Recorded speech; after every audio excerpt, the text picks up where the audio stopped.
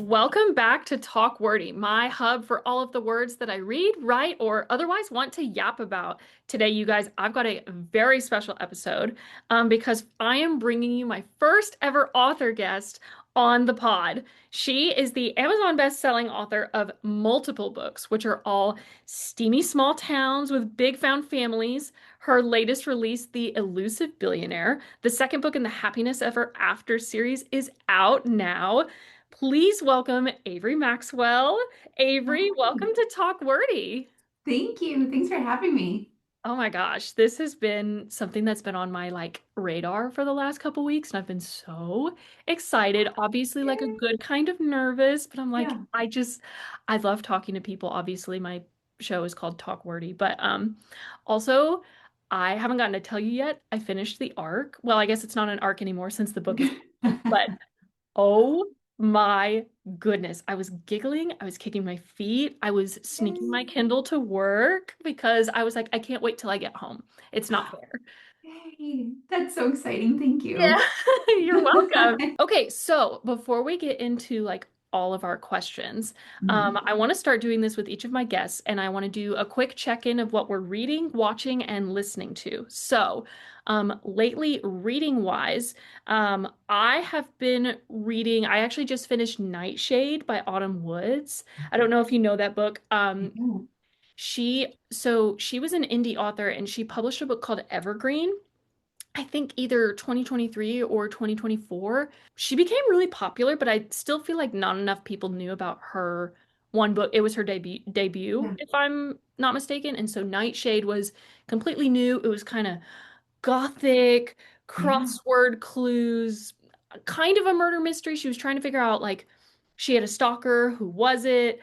I was obsessed. I binged it last night. I read this on paper and it felt like I was there in a Scottish castle. Like it was It's so amazing. good. I'm not going to say how it ended, but what am I supposed to do until July? I have no idea. That's a So, problem that I have. I'm yeah. a binge eater. Like when I start a book, I will stay up until 3 in the morning because I get too Oh, anxious. yeah. I need to know how it ends. I've never been able to put a book down in the middle because I will not sleep. I'll stay up wondering, well, what happened next or where'd they go? So yeah, I stay up and binge. I was like, I'm a July baby, so I was just thinking to myself, what do you mean I'm gonna have another birthday before this book comes out? That's just mean. Like, Yeah, how am I I supposed to know. overcome that? We just can't write fast enough. I know, but it will be well worth the wait. I just know it. And then the book that I'm currently reading, I just started an audiobook of Overdue by Stephanie Perkins. It's so cute so far. I'm like 25% in. Um, it's adorable. But I mean, aside from the many rereads you probably do of your own books, what have you been reading lately? My publisher just sent me a copy of Madison Score's Royal Icing. That's the title. Yes, Royal Icing. Ooh. And I just downloaded it, so that's going to be my read tonight. I don't typically read things similar to what I'm writing when I'm in the middle of drafting, but I'm making an exception because it comes out on Thursday and I'm really excited about it. Ooh, Mhm. that's So I read awesome. that one. And listening, does Taylor Swift count? Absolutely, Taylor Okay. Swift All right. So counts. Life of a Showgirl is on a constant loop, and it has been since it came out. I probably listened to it like 1,000 times. Just it keeps looping in the car, in here, when I'm writing. It's just always on. What I have to know, because I know my top few songs keep Okay. switching out. What are Mhm. your current favorites? I love Father Figure. Yes! Hmm. Yes! I Okay, love that amazing. one. I really, really love that one. I also like Canceled. Ooh. And I do love Fate of Ophelia. Yeah. But then Opalite's good too. My boys get really offended by wood. They don't want me to play that one with them in the room, which fair. I get it. They're football fans, like they're all like hardcore football, and they're like, that's just we can't. I'm like, Yeah. okay. They know Um, what's going on. they do, yeah. Well, my twins are 13 and they were like a little off, but my 15-year-old was like, absolutely not. But yeah, Father Figure is probably my favorite. I do like it'll play and I'll like hit the back button to listen to it again. Oh, yeah. So it's kind of a go through. Yeah, I love them. I love them all. Yeah, they're so good. She honestly, I think a lot of people are like underappreciating this album, and maybe it's just because it's so new. Hmm. And I feel like this happens with every album she puts out. Once she puts out her next album, Yeah, people are gonna appreciate it more. absolutely. They'll be like, "Oh, we've always loved it." When in reality, I saw you post something four Oh months ago, yeah. said how much you hated it. Yeah, it always happens with the music. Yeah. I I've been a Swiftie since my daughter was so it was Speak Now was the Yes. first concert we went to. My daughter and I have been to every tour since, and I'm telling you, the Eras tour just like it solidified it for me. I will Oh yeah. never not be a Swiftie. And then I don't know if we did we cover watching? I feel like I might have accidentally skipped over it, but watching Oh, wise, I'm in the middle of a Stranger Things rewatch because season 5, the first part comes out, I think on Thanksgiving or like right around there. I'm so excited. But last night I finally watched Guillermo del Toro's Frankenstein. oh, Oh my gosh. Listen, I'm not a classics reader, but one of my all-time favorite books is Frankenstein. I have absolutely obliterated every single copy I have of it. So I need to go get like a special edition one. I was fiending for this movie and he delivered. It was incredible. Was it biblically accurate to the book? Not quite, but the twists that he made on it were so good. I have a feeling I'm going to rewatch it at least two more times, like so before this fun. time next week. It was so Yeah. good. I cannot recommend it enough. Are you much of a TV movie person or? I just don't really have time, and I find like when I do have the time, I prefer to read. So it's like this Good for weird you. I do, but so there are sometimes it's the only time I can really spend with my husband. We've got four kids, so there's always stuff going on.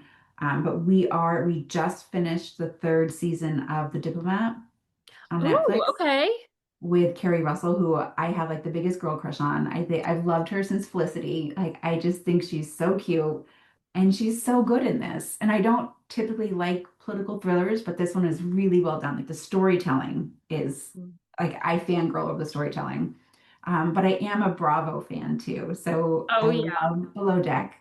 Anytime Aisha is on a season, I will watch it because that girl makes me laugh every time she opens her mouth.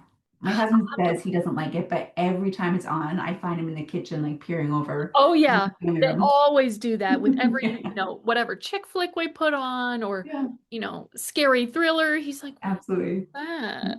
Yep, that's what he does. It's so funny. Oh my gosh. Okay. Well, let's get into it a little bit. Obviously, you're here to, talk wordy about your book that just came out and all of your other books. Like, first of all, your, I almost said discography, but your catalog is massive, which is such an accomplishment. Congratulations on Thank all of you. your books, but especially the latest one because I loved it. Thank you. Tell me a little bit about like your author origin story. Like, how did you get into writing and publishing? So it started during COVID, and we had just moved from Boston to North Carolina, and then the world shut down. And so I didn't have any friends here. We're 12, 13 hours away from home. My kids had never really been, three of the kids had never really been on computers before. And all of a sudden, they were tasked with being online on these Chromebooks for 6 hours a day. And two of them were in first grade. It's just not feasible. So I was going from four different rooms because they were in four different classes, trying to keep everybody online, trying to figure the technical stuff, which I have no idea about, making sure that they were actually paying attention and not hiding under the table playing with the dog, like all these things. And it ended up being all day long of just me running room to room with people screaming, Mom, Mom, Mom. And I really became the worst version of myself that I've ever been. Like we were sitting at dinner one night and I just kind of had a breakdown because I yelled at somebody for something that they didn't deserve to be yelled at. And I just realized that this whole thing was not working for my family. And so I spoke with my husband and we just decided to put our family first. And so I called the school district and I said, listen, this is just not going to work. This is what I'm going to do. And so they did reading, writing, they did math, and then we would do like some kind of project, either baking or like a craft project, something every day. And then I would turn it into the school and whatever they wanted to do with it, they could do with it. I don't think they even looked at it, to be honest. But um, when the kids got down, I like the little boys, they were just figuring out reading. So I'd read to them and then they had to draw pictures like what they thought the moral of the story was. And so while they were doing that, I sat down and just started writing. I didn't know for the first couple of weeks like what I was writing. It just like if you look back at that, I was writing in a like longhand, and if you look in that notebook, it's a mess of like the beginning of what ended up being Cross My Heart, and then it would be like something that's kind of like a journal entry, and then there was like random poems, and there was just it was all mixed together, but it all kind of had the same vibe. And after a couple of weeks, I was like, oh, I'm like maybe this will be a story. And so I just let it go. I focused on like the two characters and I just wrote. And before I knew it, like I had the whole story done. And I kind of was like, oh, well, yay me. That's great. And I wasn't going to do anything with it. But I had a friend in Boston who had been a development editor and she convinced me to let her look at it. And when she came back to me, she basically said, this is too good just to sit here. So here's what we're going to do. And I was like, no, it doesn't need to be published. It was just, I did it. It's great. And a lot of back and forth, she pushed me, and I finally just hit publish. And I thought that was the end of it. And I was really proud of myself because for the first time in years, I had done something that wasn't part of being mom and it wasn't part of being John's wife. And, it was something just for me. And I was really, really proud of that. But then readers started like asking for the next book. And I didn't know that there was a next book. Like, I just thought that it was like a one and done. And I really looked out because people had found it. And so what happened was I went back and reread the book and I was like, oh, there's not just one book here. There's 9 books. Like I just created like an entire series without knowing it. And so I just started writing. And by the third book, I was gaining a lot of traction. And by like the fifth book, I had a publisher and then I got an agent and everything just kind of snowballed from there. Mhm. And we haven't looked back. The second year, we turned our dining room into an office for me, and it's become a full-time career since then. That's So from awesome. COVID, and so in 2020, since then, I'm now writing my 18th book and still Gosh, going. 18. That's Yeah. incredible. I know I was counting your catalog and I was like, we're at like 17 or 18 now. Yeah, That's awesome. I know it's Um, crazy. so that is so cool that so you were not like doing any kind of marketing or anything. It just people found you Not with the organically. Yeah, with the first one, I put it on, I think, like I had met a couple of, when I decided to publish, I joined all these groups about self-publishing. And Yeah. um, so people said to put it on Booksprout. And so I put it on Booksprout, and it really, I think it's called Booksprout. I haven't actually been on there in a long time. I think it's called Booksprout. Anyway, put it on there, had some people read it, and then it was kind of word of mouth. It got out. And because I didn't really run any ads until like book 3.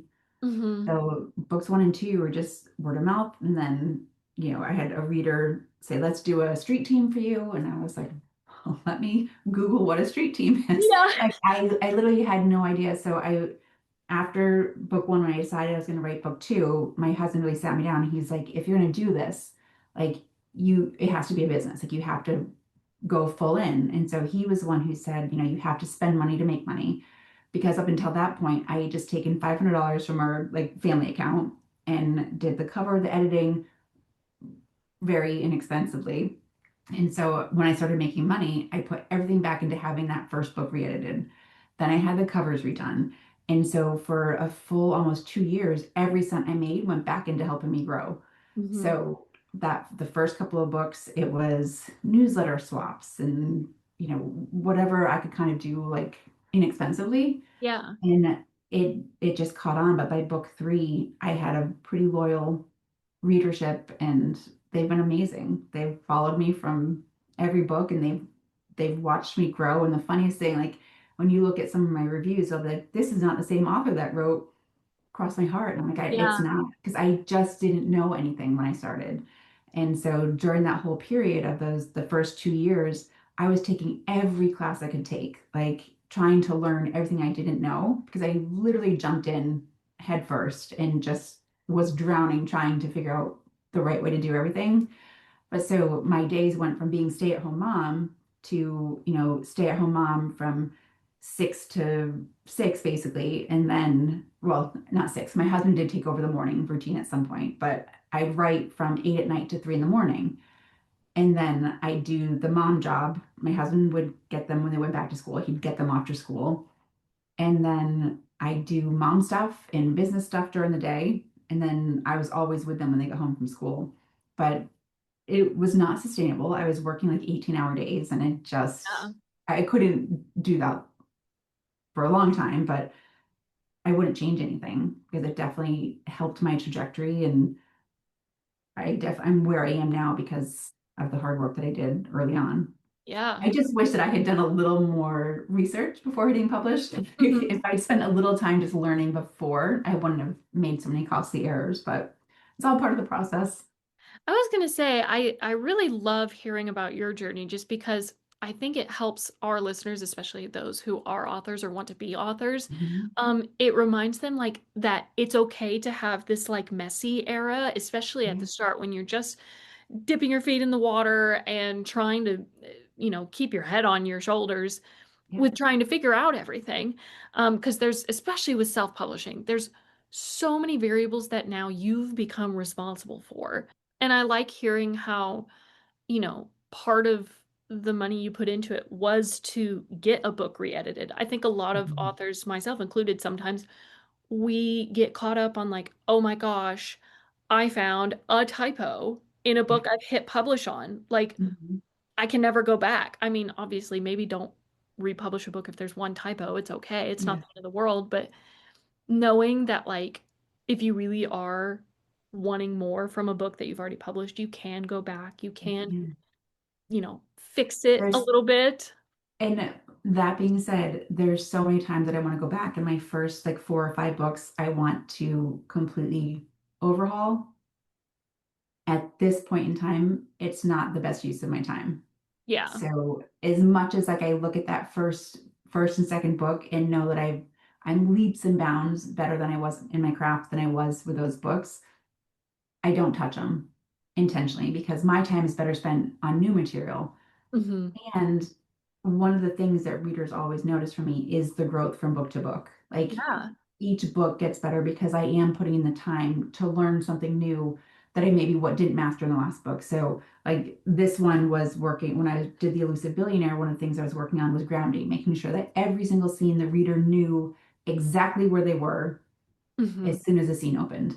And it's little things like that that make the story so much more deep and compelling.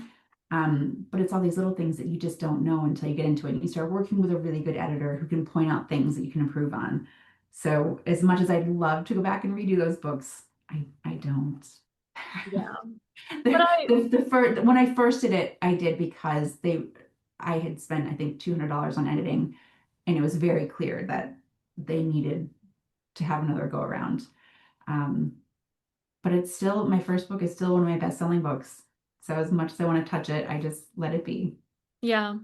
But I think it reflects the journey that you've been on. That's a story Yeah, in and of itself, which, yeah, you know, and I mean, something that we may be insecure about as far as like a debut book, another reader could be like, that's my favorite, yeah.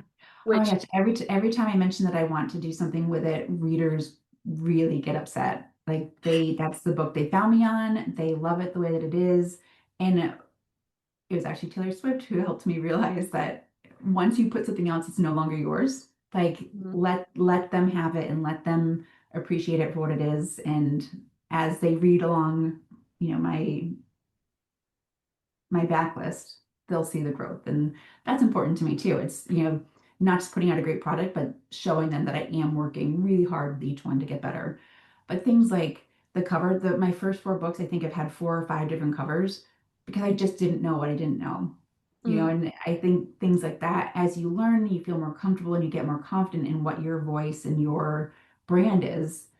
Those are the kinds of things that's okay to change and make them fresh again. yeah, I love that. Okay, so tell me also your writing timeline, your process, like from if you want to do either first draft or first idea to when the book releases. Like, what does that typically look like for you?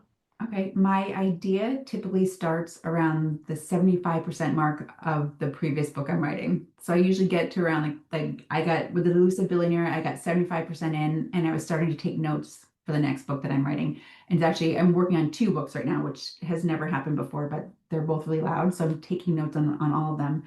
And then I spend about 2 weeks building the characters where I do, I figure out what their arc is going to be. I figure out what their wound is going to be. The wound for me is like the big one. Once I know the character's wound, I can build out the rest of their character.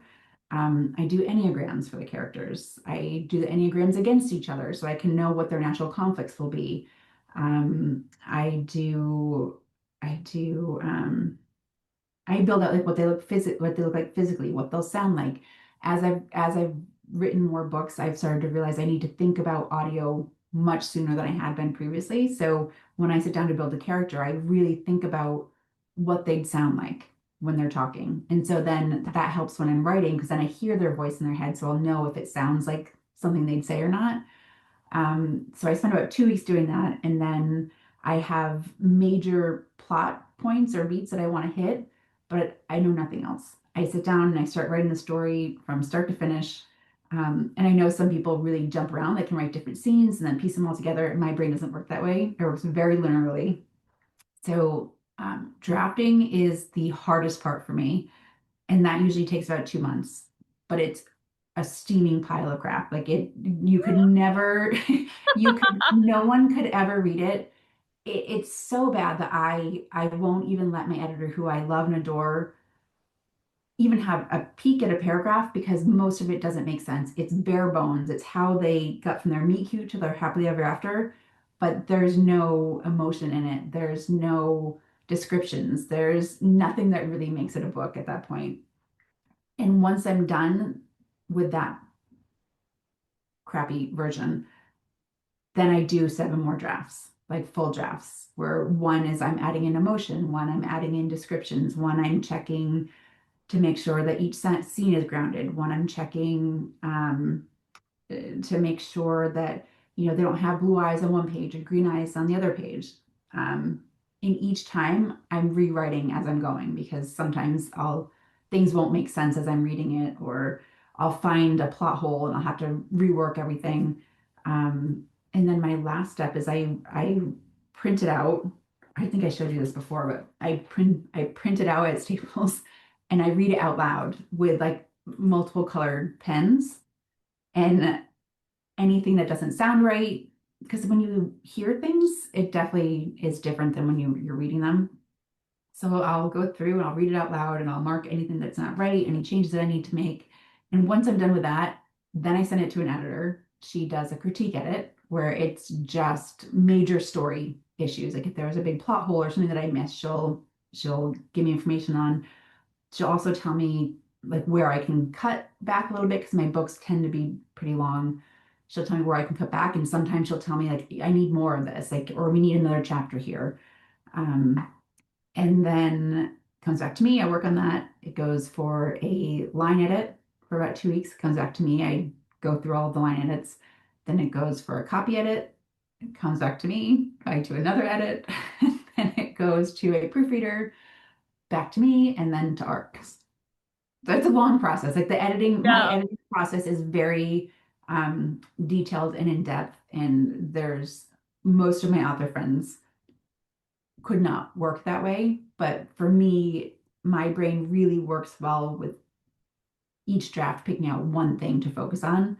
Because if I'm going through and I'm trying to figure out, like, is this scene emotional enough? I'm an emotional writer. So when I'm writing, I base my story on how my heart's responding. Like, if it starts beating faster, I'm getting sweaty, then I know I need to bring in one of my clown characters. And those are like my grandfathers or a kid or something to like lighten the mood. And so it it doesn't always work well when I'm like kind of piecing things together. Does that Mhm. make sense? So Yeah. like if I was trying to do work on an emotional draft and making sure that their hair color's right. My brain won't pick up on both. It's like one or the other. So I Yeah. end up just doing multiple drafts. I think that's so interesting though, because I think a lot of writers, especially on the first draft, they feel like they have to come up with everything. Whereas even if the first draft you create is like a steaming hot pile of garbage, at Yeah, least it's a draft. At least it's right. complete. I kind of, the way you were talking about it, it reminds me of people who either pick out their entire outfit, jewelry, shoes, like everything included the night before, Hmm. versus your approach almost sounds like, okay, here's my base layer. I'm gonna wear this, I've got jeans and a t-shirt. Okay, how can I dress it up? Am I gonna wear a jacket? Am I gonna do necklace, big earrings, small earring? Like that makes me think of all the little ways like, okay, is this scene emotionally charged enough? And only focusing on that aspect for that draft, I think it's so smart because it simplifies an otherwise big process.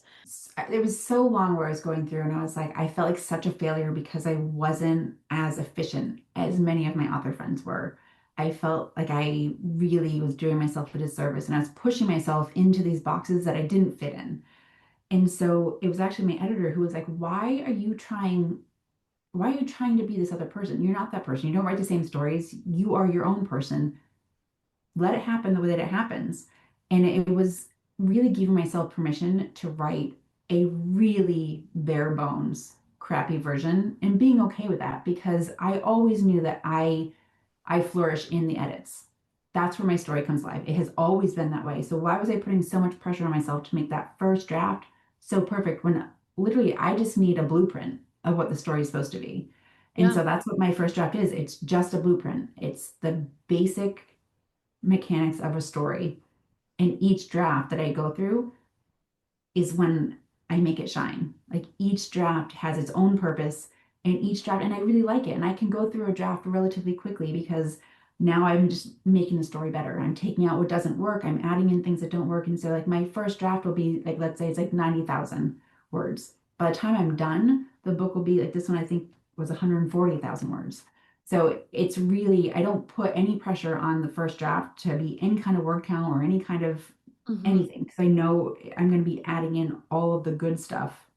I think of it as like when you're baking. The first draft is really just a flour and it's Yeah. nothing. You can't make anything with just flour. Like, so each draft is adding in the sugar or the vanilla or all those pieces that really something come alive. So it was really letting go of that pressure on myself. I'm really, really hard on myself. I always have been. I probably always will be, but giving myself permission to just get the bones out has made my process so much easier. Yeah. Speaking of pressure, is there something that you as an author, like, I mean, beyond the pressures of like, I want this first draft to be good, and it seems like you've been able to kind of repeal that a little bit. Is there something that in your author journey, like you've noticed you like maybe still or have a new struggle with? I think each book is a new struggle, and I design it that way because when I finish a book, I then meet with my editor and I'm like, okay, let's talk about one thing that I can do better in the next one. And so she typically goes through my reviews and she'll pull out like whatever the main concept is. And sometimes it will give us like, okay, well, people hated the heroine because she was too much or whatever. So like, okay, how can we fix that? And she only brings it to me if it's a valid point. Mhm. Sometimes reviews are just they're not meant for me, and Yeah. that's fair. That's fine. But if she sees something in reviews that happens consistently, which is something that I could work on, then she'll bring it to my attention. The other times she'll just be, okay, well, you've got this down. Now let's work on this. And she'll give me something and she'll give me a bunch of learning materials. And so before I start writing, I'll go through and I'll read all this information. I'll write practice passages, trying to make sure that I have a full understanding of what she wants me to learn before I start writing. And so my goal with each book is to master that one thing that we've decided I could do better on. Hmm. And my fear was always that, okay, I'll learn one thing for this book, but because I write so quickly, what if I forget it? That hasn't happened so far. She's like, by the time you're done a 120,000 word book, you have that down. Now when you work on the next one, you're building on that. And so for me, as a book is a success if I've mastered that one thing that we focused on.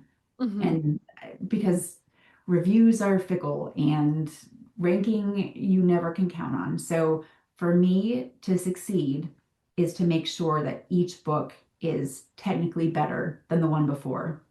And the way I do that is working with my editor. It's a team process. It really is writing a book. And so making sure that each thing I do, each book I write, has one thing that I can be proud of. Yeah, I love the intentionality behind like your approach to writing Mhm. the next book. Because I think sometimes we get caught up in like, oh, they didn't like this. I'm going to make something that they'll like. You Mhm. don't know what they're going to like or not until Right. it's already out, and it's just going to bog you down. So Yeah. I love that. I have a tendency to want to do everything perfect right away. And writing has really helped me realize that you cannot learn everything all at once. Like you Yeah. just can't. So really breaking it down and mastering one thing per book has really saved my mental health, I think, because I don't have all that pressure. Like it has to be perfect. No, it just has to be a little bit better than the one before. So I want to talk both about your recent release Mhm. and maybe if you have anything for us, the one that's coming after it. So Okay. let's start with Elusive Billionaire. So the Elusive Billionaire, again, giggled and kicked my feet all through the night. I absolutely loved it.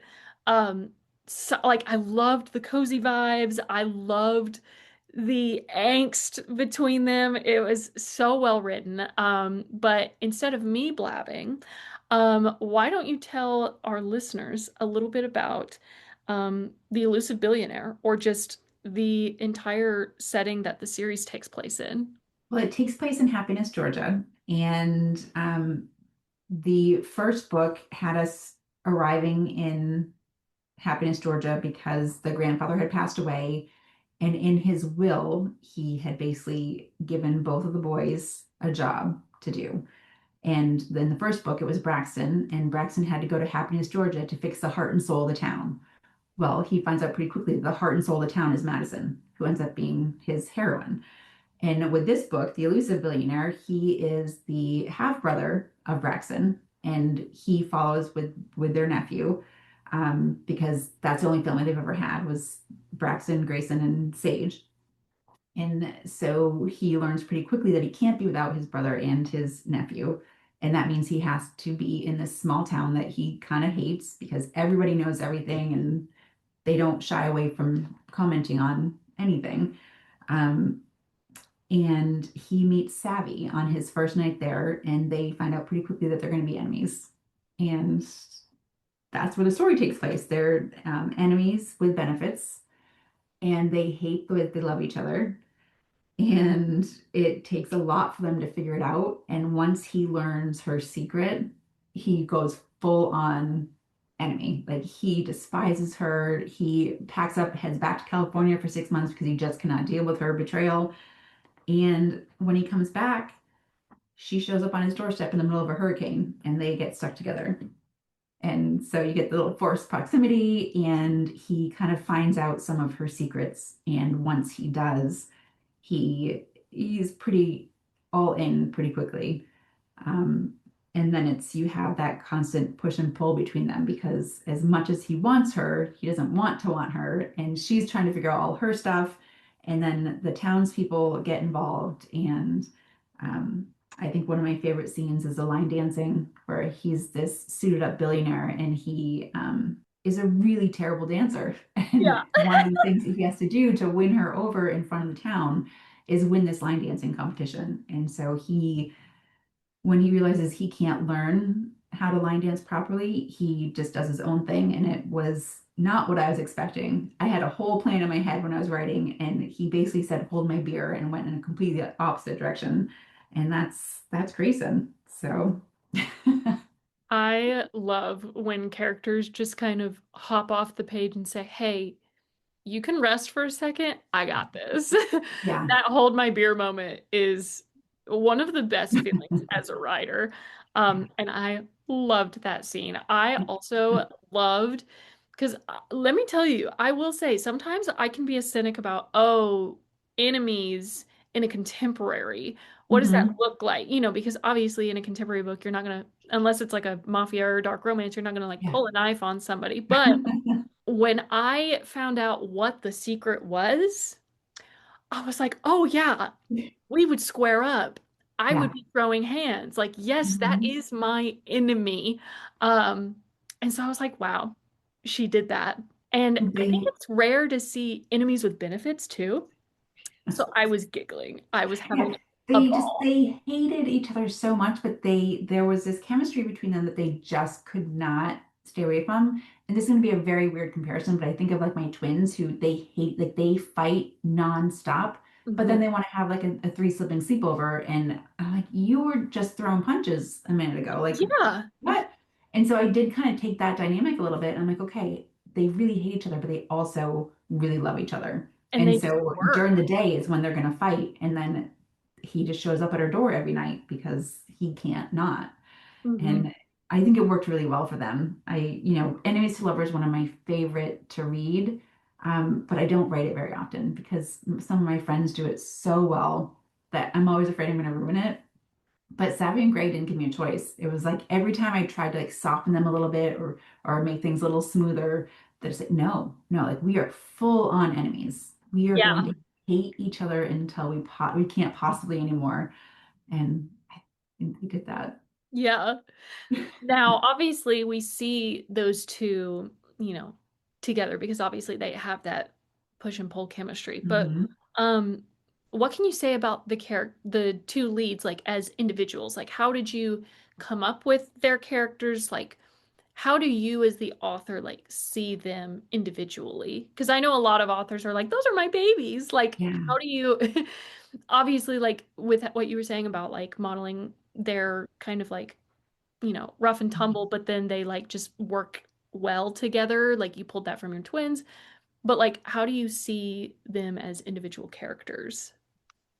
So I really got to know Gray very well in the first book, and Savvy too, but Savvy wasn't, she had a different role in the first book. Like she was the friend that everybody could rely on and she was always there. And then in The Elusive Billionaire, you find out why she's that way. And it's a very it was a very specific reason for her.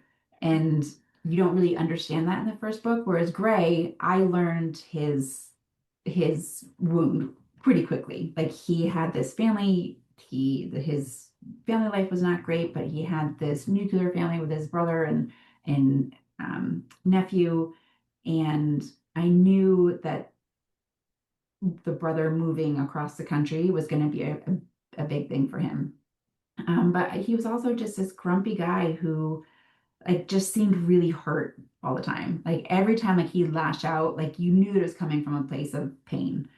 And then with Savvy, she was just so broken.